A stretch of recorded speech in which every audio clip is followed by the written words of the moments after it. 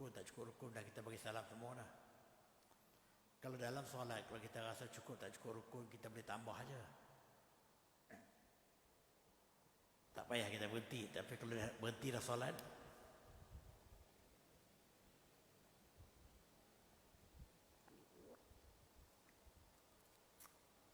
benda-benda begini boleh berlaku. Ada seorang bertanya saya rasa di sini atau ada tempat lain lah, orang nyanyuk dia solat macam mana. Dia buat tak cukup, kadang-kadang kita tegurnya dia tak ikut, dia tak bantah. Jadi orang tanya saya, adakah orang macam tu mukallaf atau tidak? Dia mukallaf ni tuan-tuan sekalian atau tidak? Dia berakal atau tidak waktu tu? Berakal atau tidak ni relatif, macam mana kita tak berakal. Kalau orang gila tu memang tidak berakal sama sekali dah. Atau budak kecil yang terlalu kecil, tak berakal. Tapi kalau budak yang dah mumayyiz, suara saya tak elok lah, budak yang 7 tahun ke atas, belum balik, belum 15 tahun lah, waktu tu dah ada akal. Dia pandai sembahyang, dia pandai baca, tapi dia tak balik lagi, tak cukup umur. Sah tak sah solat dia? Sah. Sebab dia telah berakal, cuma dia tak balik. Faham tak? Dia sah perbuatannya. Jadi kedudukan orang nyanyuk tu macam mana? Dia tenggelam timbul, kejap-kejap dia normal, kejap-kejap tidak. Saya pun ada ipar isteri saya, kronik juga nyanyuk, umurnya 70 atau 45, 77 lah. Sampai tak kenal isterinya. Isterinya tak kenal, mau main mana ni? Cakap, oh kedak cakap orang. Dia duduk rumah dia, kita dah pergi mana ni? Kemudian saya dapat telefon, dia kata, dia ajak balik, jom kita baliklah. Tapi duduk di rumah dia. Kalau macam itu tu, kita nak kata macam mana? Kemudian kemarin kebetulan saya cakap dengan dia, dia nak cakap dengan saya, telefon isteri. Dia cakap saya normal sepenuh, dia kata bila nak balik kita nak boleh bertemu ni. Sayang, duduk jauh, duduk dekat-dekat, kita boleh bertemu macam tu. Normal sepenuhnya. Tapi bila lepas terikat dengan saya tu, isteri dia kata anak dia balik. Mula dia tak waras balik lah. Dia tanya mari mana ramai-ramai, dia dah anak cucu dia semua. Jadi kita letak di hukum fiqh macam mana. Pada saya dia masih mukallaf waktu dia rasional. Tak, sebab dia benar macam RPM tu. Waktu dia rasional masih mukallaf, kita peringatkan dia untuk solat. Satu hal. Kemudian solat ikut yang pupus ini, dia solat, dia solat. Dia puasa. Dia sedar, oh dia tak boleh makan puasa. Dia kata dia nak solat, dia pergi ambil air sembahyang. Tapi apabila sampai ke benda detail, dia basuh kena tak kena, ikut rutin betul tak betul, dia nak buat 3 rakaat yang itu dia tak kuasai dah. Bermakna sekadar nak solat dia tahu kena solat, nak puasa dia tahu kena puasa, tapi nak bagi sempurna dalam kata cukup 4, cukup 3 yang itu dia tak termasuk. Pada saya kita tak usah usik yang itu. Kita usik yang dia tahu dia kena solat, dia solat. Dia tahu dia dah kena puasa, dia puasa. Saya kata Tuhan tahulah, Tuhan boleh terima. Cukup yang macam itu. Jangan halang dia. Ya tak? Kadarnya itu begitu. Jadi kalau kita refer kepada maksud ulangan ni, kalau orang yang macam itu, lepas dia solat tu kita kata engkau solat tidak betul, kalau dia mengaku dia ulang balik pun tak apa, orang yang janyok lah. Tapi yang maksud dalam ayat ini ni, maknanya kalau kita merasai solat yang kita buat tu ada tak betul, tak cukup begitu gini, tak sampai pekat batal, maka boleh kita ulang balik semula. Itu maksudnya. Kemudian hukum mengulangi solat ini sunat. Contohnya seorang yang telah menunaikan solat zuhur berseorangan, dia tak jemaah. Kemudian dia mendapati ada orang yang menunaikannya secara berjemaah. Dia dah solat seorang, dia dah solat seorang, dia tak tengok kerana dia solat terus. Lepas selesai solat dia nampak ada satu kumpulan solat jemaah walaupun kumpulan tu datang lewat pada dia, sepatutnya ikut dia lah kan. Tapi benda ni kita takkan nak melihara orang. Dia dah solat siap dah tapi orang tak ikut dia.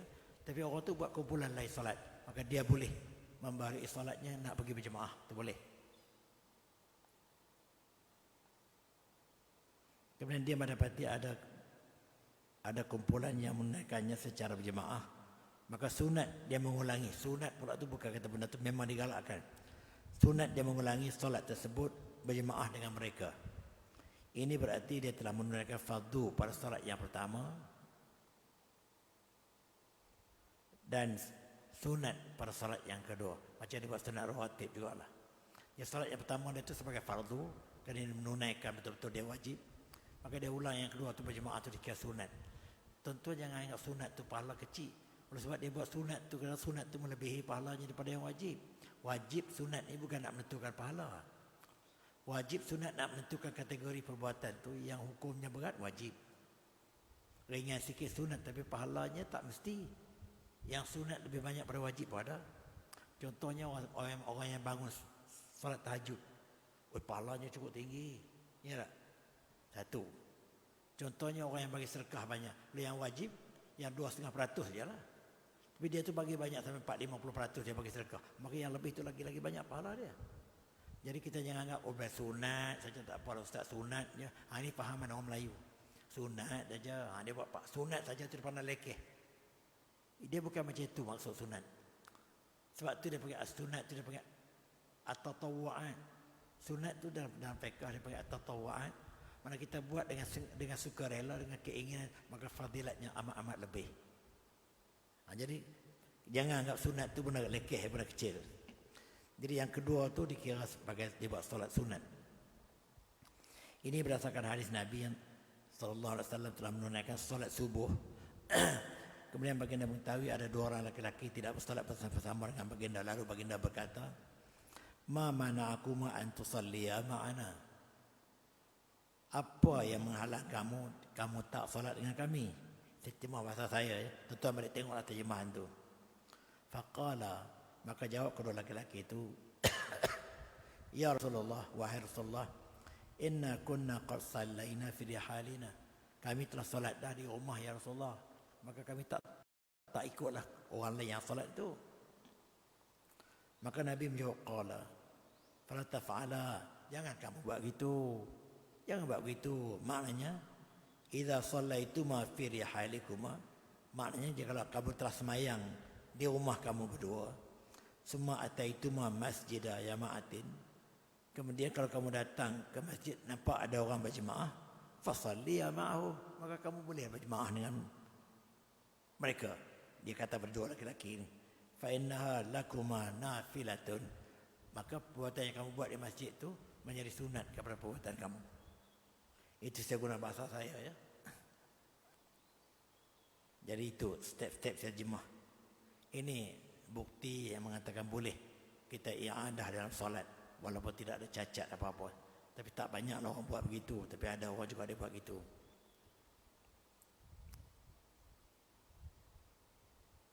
Tapi saya tengok ada kes-kes orang kuat tabligh.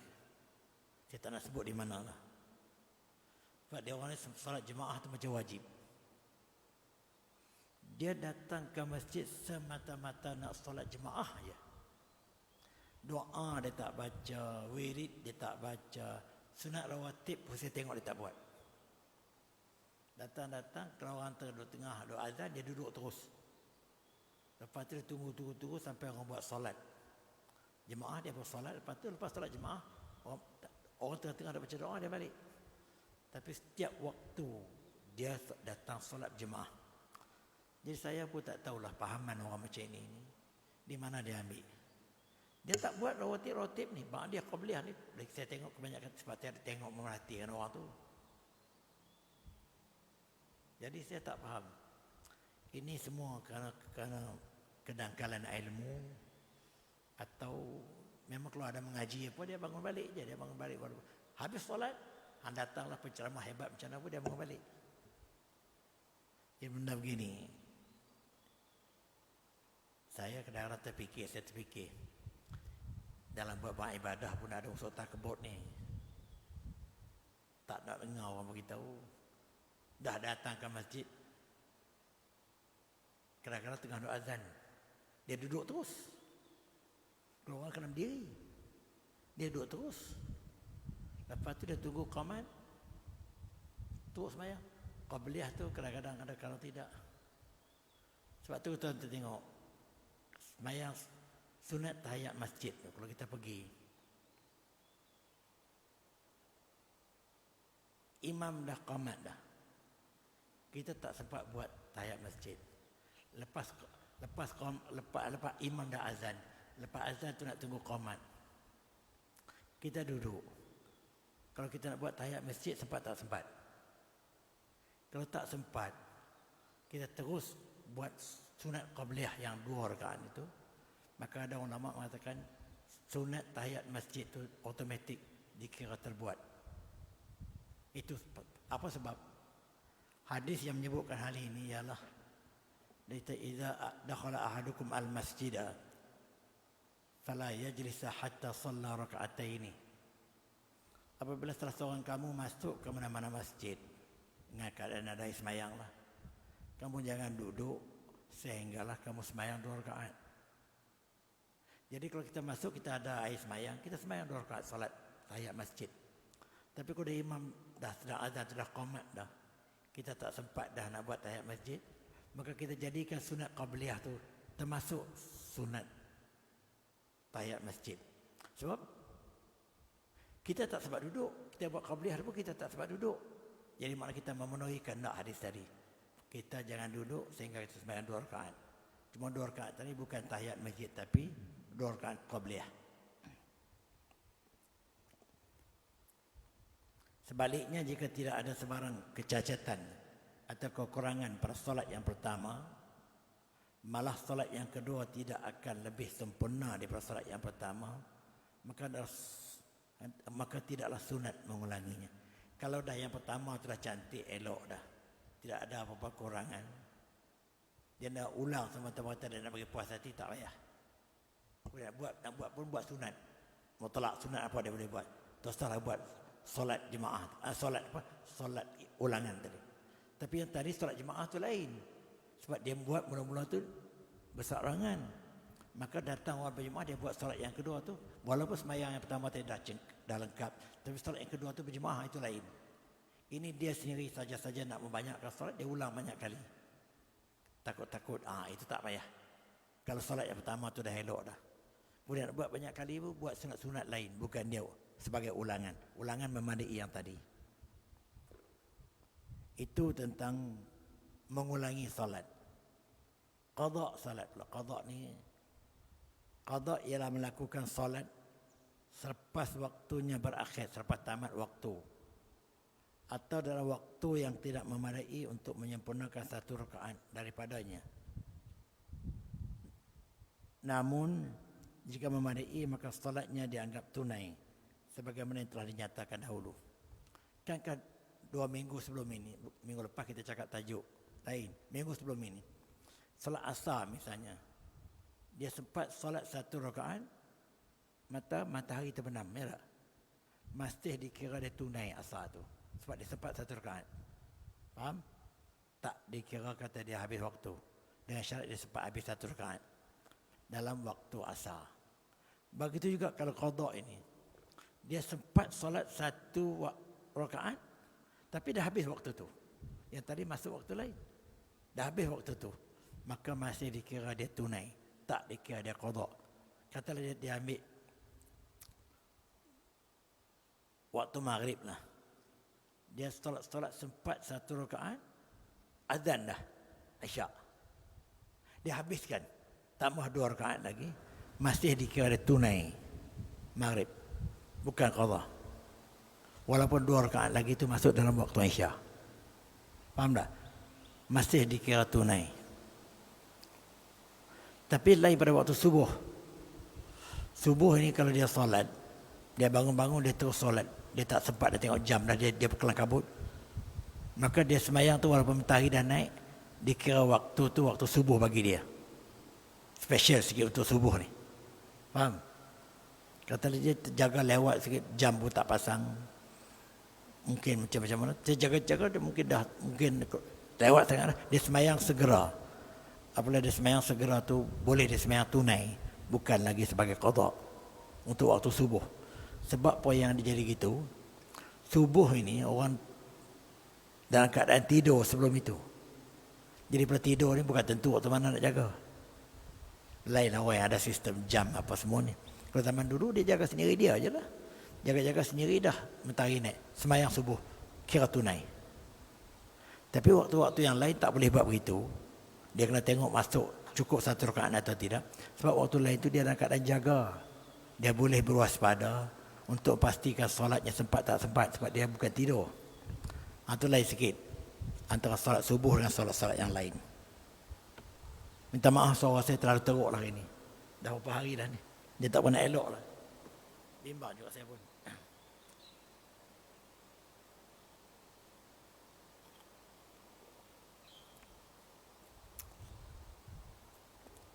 Ya, bila suara tak elok ni, kita harus cakap kena tegal, lebih jadi tenaga cepat habis. Kebanyakan ulama daripada pelbagai mazhab berpakat seberat suara mengatakan bahawa orang yang meninggalkan solat sama ada terlupa atau disengajakan dituntut mengqadakkannya. Jadi qada solat tak dapat tidak. Sebab tu ada pendapat dia kata, saya dengar baru ni ada orang tanya saya dalam viral pun ada, mana ada qada solat? Tak boleh qada sebab solat mesti buat walaupun dalam ICU.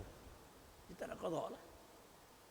Saya kata pendapat jumhur, pendapat ulama yang muktabar ada qada.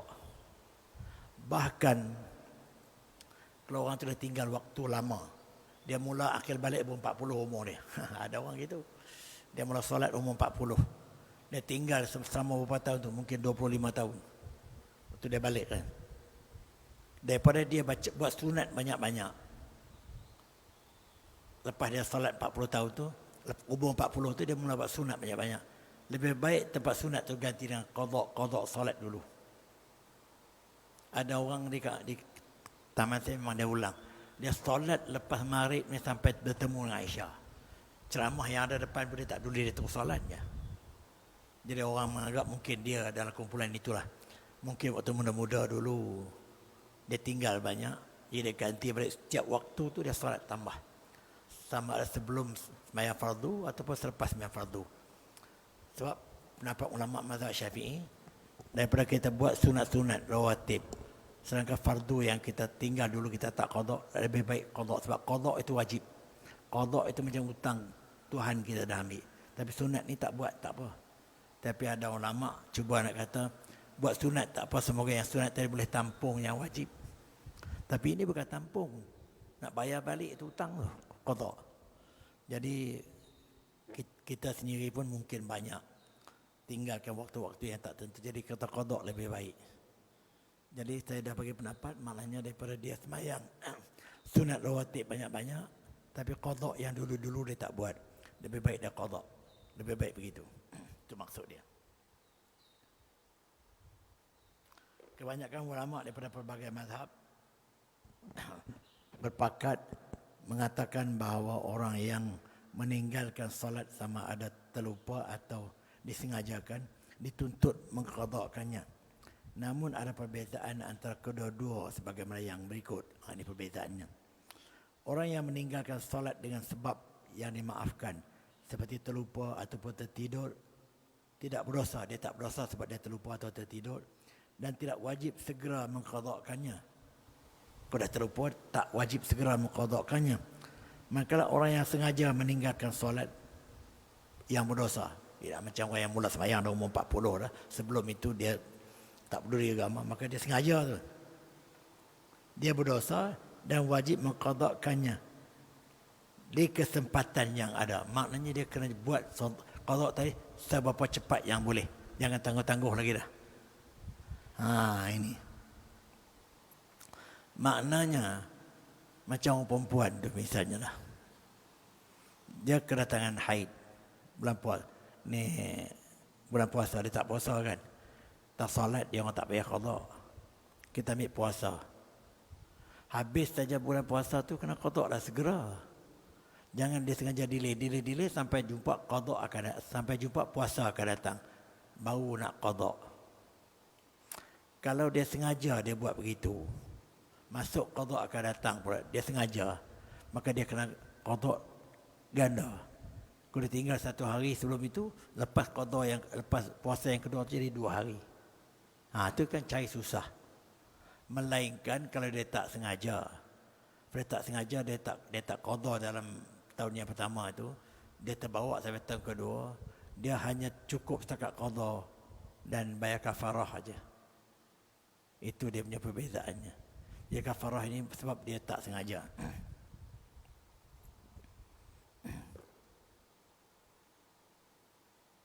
Jadi orang yang meninggalkan solat dengan sebab yang demikian, yang dimaafkan seperti terlupa atau tertidur, tidak berdosa dan tidak wajib segera mengqadhakannya. Manakala orang yang sengaja meninggalkan solat pula berdosa dan wajib mengqadhakannya. Apabila ada kesempatan dia mesti cepat qadha. Ini berdasarkan hadis Nabi sallallahu alaihi wasallam yang berbunyi, "Man nama an salatin aw nasiyaha." Sesiapa yang tertidur hingga tertinggal waktu solatnya atau terlupa solatnya, falyusalliha idza dzakaraha, hendaklah dia melakukannya apabila dia teringat. La kafaratun laha illa dzalik, tiada ada kafarah pada dia melainkan yang itu saja. Maknanya apabila dia teringat dan tak ada dia waktu segera, tak ada kafarah. Tapi ulama kenyataan baginda yang tiada kafarah itu bermaksud untuknya selain demikian itu menunjukkan solat fardu yang tertinggal wajib diqada. Mana tak ada kafarah maka dia semayang lah, tapi semayang dia semayang secara qada, tak ada kafarah. Kalau yang sengaja tinggal habis waktu maka dia wajib qada, dan kalau boleh disegerakan. Tapi kalau yang tinggal tak sengaja, macam kita kata macam-macam lah. Macam kita kata tak sengaja, contohnya macam mana yang boleh, yang kita bagi bandingan sekarang ni. Jam dalam kereta api yang amat sangat. Jam dalam kereta. Air pun tak bawa. Nak berhenti tepi jalan pun tak boleh. Nak ambil debu-debu pun tak ada. Maka kita kata nak buat macam mana lagi dah. Sama ada kita nak buat jamak, sebab ada pendapat mengatakan jam di dalam perjalanan itu juga boleh dijamakkan, seperti doktor yang membedah di bilik bedah. Dia boleh qada antara zuhur dengan asar. Ya, ada pendapat dah, dia fatwa dia keluarkan. Jadi kalau orang tiba dalam jam pun, kalau dia ingat itu lebih baik. Dia ada jam, dia cadang nak balik sembahyang zuhur kat rumah, kata dia keluar daripada pukul 2, dia kata nak sembahyang zuhur kat rumah. Tiba-tiba jam di dalam perjalanan tu sampai pukul 4:50 ataupun sekat pukul 5 tak boleh habis lagi. Nak ambil sembahyang tak boleh, maka ketika itu dia ingat nak buat jamak kemudian lah, jamak takhir. Itu ada satu pendapat. Tapi benda tu begitu. Apabila dia buat dengan sengaja, dan sengaja dia pun relatif sangat nak ukur dan sengaja macam mana. Tapi macam jam tu tak dikatakan sengaja. Bila tak sengaja, balik dia qada je lah. Saya pun pernah buat gitu. Bila dah terlepas dalam perjalanan zuhur, kita nak berhenti pun susah, tidak ada kemudahan. Kemudian pakaian kita pun mungkin terkena najis sikit sebanyak. Saya tak ada pakaian lain dah. Yang kerana itu saya tinggal qada lah, balik qada dari rumah. Ini memenuhi kehendak hadis ini. Jadi pendapat yang mengatakan tak boleh sama sekali, nak kena bawa pula pakaian tu terjamin. Tapi bukan tentu pakaian kita dah selalu duk pakai pakaian tu kita solat. Okey. Tiba-tiba hari itu mungkin kita tak apa nak sihat. Orang lelaki lah ni, orang perempuan saya tak tahulah. Dia terkeluar air kencing sikit. Pakaian lain tak ada dah. Dia nak solat dengan pakaian tu tak boleh. Jadi dia kata tak apa, dia boleh solat kat rumah. Tapi kat rumah tu dah habis waktu. Maka dalam keadaan yang tak terpaksa macam itulah pada saya, ngikut kaedah ni, boleh diqadhakan. Nampaknya ada mayat nak masuk tu. Ada solat mayat kejap lagi. Jadi kenyataan baginda tadi, dia kata tidak ada kafarah itu, mana orang yang dah terlupa, dia tertidur, dia lupa, maka dia semayang. Malah semayang itu, semayang di 2 waktu lah. Tidak ada kafarah apa-apa. Menunjukkan benda itu, dia kena bayar qada saja, tak payah ada kafarah apa-apa. Kemudian kita tengok orang yang wajib bersolat, hukuman orang yang wajib bersolat. Kita tak tahu waktu mana dia orang nak sembahyang mayat tu. Macam mana kedudukan kita Pak Angku? Tu dah solat mayat masuk. Mayat masuk. Dia orang tak minta kita berhenti apa-apa pun.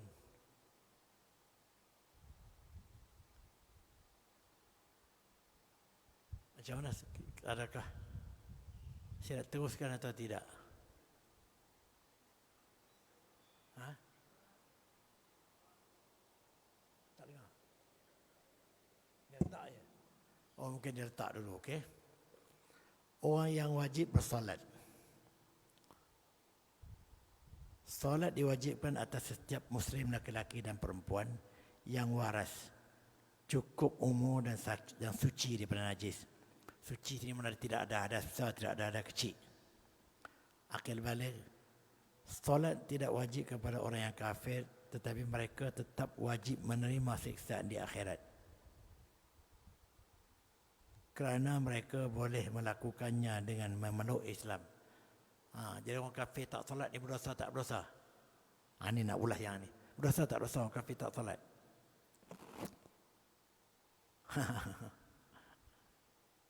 Tetap berdosa dia tak solat. Jadi hukum dia wajib bersolat. Tapi ustaz dia nak solat macam ni, dia kafir. Mengapa dia tak menganut Islam? Jadi dia berkait macam tu. Wajib solatnya kerana dia manusia yang wajib beriman dengan Allah. Tiba-tiba bila dia tak beriman dengan Allah, maka hukum wajib salat tadi masih on kepada dia. Maknanya di akhirat kelak besok, hukuman siksaan kekafirannya pun ada, hukum siksaan dia tinggal salat pun ada. Itu perbezaannya. Pelik kita dengar ya. Tapi itulah keadaannya. Maknanya kalau orang yang kafir, sebab tu suruhan menyembah Allah. Wa'budullaha wa la tusyriku bihi syai'a. Wahai manusia semua, dia tak kata wahai orang-orang mukminnya. Wa'budu tu dituju kepada semua manusia. Dan jangan syirik, semua manusia, bukan orang Islam saja. Tapi orang Islam tinggal satu, ialah sembah sembahyang je lah. Tapi orang bukan Islam, dia tak boleh sembah Tuhan, melainkan dia kena menganut Islam. Jadi dia kena menganut Islam sebagai wajib, dan hukuman ibadah berlaku kepada dia. Jadi apabila dia tak menganut Islam, bukan bermakna hukuman beribadah kepada dia diangkat. Tidak. Tetap hukuman beribadah tu tergantung di atas dia. Cuma dia tak boleh tunai kerana tak sah, jadi dia kekafirannya. Jadi di akhirat kelak, dia tetap menanggung dua seksa. Seksa kekafirannya dan seksa tidak menunaikan ibadahnya. Itu yang bahaya. Macam kita, orang Islam ni, yang beriman kepada Allah ni, tak beribadat, dia akan diseksa hanya kerana tidak beribadat. Masuk neraka kerana mencuri, masuk neraka kerana tak sembahyang. Tapi kita masih ada jaminan syurga. Habis benda tu semua, kita masuk syurga. Tapi bagi orang kafir ni, dia tak boleh nak solat kerana dia dah tak beriman, tak apa. Jadi dia tanggunglah di akhirat kedua sekali. Itu maksud yang dikendaki dalam parasat ni. Jadi mereka boleh melakukannya apabila mereka memeluk Islam. Jadi mereka tak memeluk Islam tu bukan bermakna hukuman solat tak berlaku ke atas dia. Tetap hukuman solat tadi berlaku ke atas dia. Tapi keengganannya memeluk Islam menyebabkan dia tak boleh melakukan solat. Jadi dia kena tanggung kedua-dua sekali. Jadi permantuhan dalam ayat ini surah Al-Muddathir ni. Ma salakakum fi saqar. Setelah melihat orang yang bersalah itu, mereka berkata, apakah yang menyebabkan kamu masuk ke dalam neraka? Jadi ma salakakum fi saqar ini, apa yang menyebabkan kamu telah masuk ke neraka? Qalu, maka orang yang bersalah ni yang masuk ke neraka ni menjawab, lam naku minal musallin. Kami tak termasuk di dalam kumpulan orang-orang yang mengerjakan salat ketika di dunia dulu. Itu maksudnya. Mengapa kamu masuk dalam neraka ni? Apabila mereka ditanya, mengapa kamu berada di neraka ini? Maka orang yang dalam neraka dia menjawab, kerana kami tak solat waktu duduk dekat dunia dulu ni. Itu sebab dia. Maknanya daripada ayat ini menunjukkan orang kafir yang masuk neraka tadi, Ditanya mengapa mereka dimasukkan neraka? Kerana mereka tak solat. Apa sebab mereka tak solat? Mereka tak beriman. Jadi suruhan beriman dengan suruhan solat itu serentak. Jadi apabila dia tak solat kerana dia tak beriman, seksanya kerana tak beriman itu nombor satu dan tak solat nombor dua. Jadi bagi kita orang Islam yang tak solat ini, seksanya hanya tak solat. Tapi tentang beriman, kita dah beriman. Walam nakun nut'imul masakin, dan kami juga tidak pernah memberi makan orang-orang miskin. Mana kami ini tak jamu, tak bagi zakat, tak bagi apa ketika kami hidup dunia. Wa kunna nakhudhu ma'al khaidin, dan kami juga pada dahulunya selalu mengambil bahagian dan memperkatakan perkara-perkara yang salah bersama-sama orang yang memperkatakannya. Mana mereka melakukan perkara-perkara yang mengarut ni banyak ketika di dunia, bercakap benda-benda yang tak elok sebab mereka tak beriman. Ini ditanya oleh malaikat, atau ayat ini ditanya oleh orang syurga, mengapa kamu berada dalam neraka? Sakar ini neraka orang yang tak semayang, neraka sakar. Jadi mereka menjawab, kerana kami tak semayang waktu duduk dunia dulu. Kami tak bagi makanan orang miskin. Kami juga bercakap benda-benda yang tak elok di dunia dulu, mana bercampur dengan benda kubal-kubulan yang tak senoneh. Wa kunna nukadzibu biyaumiddin. Kami juga waktu di dunia kami tak percaya pada benda hari agama ni. Dan kami sentiasa mendustakan hari-hari pembalasan. Tak percaya kepada agama dah. Hatta atana al-yaqin, sehinggalah kami didatangi oleh perkara yang tetap diyakini. Ulama kata, apa yang tetap diyakini iaitu kematian, dan sekarang kami tengok dengan mata kepala di dalam neraka. Sehingga sekarang ni setelah kami mati, kami nampak, oh baru betul, dia dah menyesal. Ini ayat ni ulama ambil kesimpulan bahawa orang kafir juga dia tak solat itu masuk salah seperti orang Islam yang tak solat juga. Cuma dia nak solat tergantung kepada dia beriman. Jadi dia dua kali salah lah. Jadi kita jangan katalah orang kafir tak wajib solat sebab dia tak payah solat. Jangan kata sebenarnya tuntutan solat, tuntutan buat baik ni ke semua manusia kena. Tapi lesennya mesti tertakluk kepada beriman. Ini ada orang tanya, Dr. Zakir Naik pernah orang tanya dalam ceramah dia ni. Banyak kalau sampai ikuti ceramah Dr. Zakir Naik. Orang tanya dia macam mana orang Islam punya pemikiran, dia ingat syurga ni milik dia, kami orang kafir tak boleh masuk syurga. Jadi nak kena masuk Islam boleh masuk syurga. Kalau tak masuk Islam tak masuk syurga. Walaupun kami buat baik banyak, kami bagi bantuan, apalah Islam macam ni. Memperlekehkan dia. Jadi apa jawab dia? Ni yang saya ingat lah, lama dah saya dengar video ni, Zakir Naik. Dia menjawab, dia kata, ya. Sebab dia permit atau lesen besar untuk melayakkan seseorang itu masuk Islam, masuk syurga di segi Islam ialah lesen iman. Jadi kalau kamu buat baik macam mana pun bukan atas asas iman, tak dinilai masuk syurga. Yang ini yang orang fikir Islam liberal yang tak nak ni. Ini yang menjadikan timbul Islam liberal pun beginilah. Jadi orang Islam ni fanatik. Syurga tu milik pada bapak dia seorang je. Dia kata orang lain tak boleh. Dalam ceramah Syiah saya pernah dengar macam itu. Faham aku ya? Jadi dia kami buat baik, kami bagi derma, bagi apa, kami tak boleh masuk syurga. Mereka yang Islam ni walaupun pencuri perempuan masuk syurga akhir-akhir. Mana ada macam itu? Ya tak? Jadi Zakir Naik menjawab secara tauhid. Dia kata macam ni lah. Dia bagi contoh saya tak ingat lah. Bawa kereta. Orang yang tak ada lesen bawa kereta pandai. Lebih cekap pada orang ada lesen pada abangku. Orang ada lesen kerana bawa kereta tak pandai. Tapi yang tak ada lesen ni bawa kereta, walaupun dia tak buat salah apa, ditahan, ditangkap. Padahal dia kata tangkap pasal apa? Polis tak kata kerana kamu ni langgar orang. Tapi kerana kamu tak ada lesen. Sebab lesen tu permit untuk mengesahkan kamu bawa kereta. Bukan mesti berlaku aksiden. Faham tak? Tapi kalau orang yang ada lesen ni, dia bawa motor tu tak salah dah. Melainkan jadi aksiden. Itu baru timbul berbangkit. Kerana lesen untuk dia bawa kereta tu dah ada. Jadi macam itulah tentang orang beriman nampak nak salatnya. Kita kata dia orang salat tu, dia orang tak, kita nak berhenti kejap ya. Tu nampak dia orang Teruskan. Kalau kita duk jalankan terus pun tak elok lah. Saya pun nak pergi jual-jual. Saya tak ada air semayang. Saya tak ada air semayang. Dia orang dah mula dah tu.